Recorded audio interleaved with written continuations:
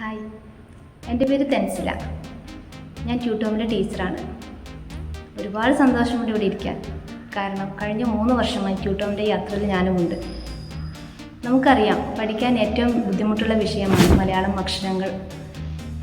അത് വായിക്കുക, കൂട്ടി വായിക്കുക എന്നുള്ളത്. അതുകൊണ്ട് തന്നെ നമ്മളെടുത്ത് വരുന്ന ഓരോ രക്ഷിതാവിൻ്റെയും കൺസേൺസും അതാണ്. മാം, എന്നെക്കൊണ്ട് ഇത് കഴിയുമോ, അല്ലെങ്കിൽ എൻ്റെ കുട്ടിക്ക് ഇത് കഴിയുമോ എന്നുള്ള കൺസേണാണ് ഓരോ രക്ഷിതാവിനും കുട്ടിക്കും.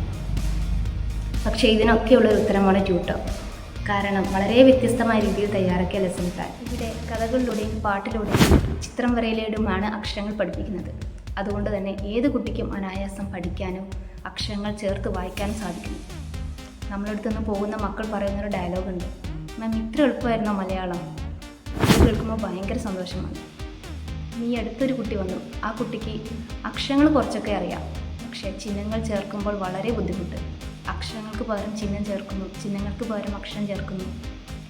ഇന്ന് ആ കുട്ടി എല്ലാം ഓക്കെയായി ഇപ്പോൾ മലയാളം പരീക്ഷകളിൽ ഫുൾ മാർക്ക് നേടുന്നു.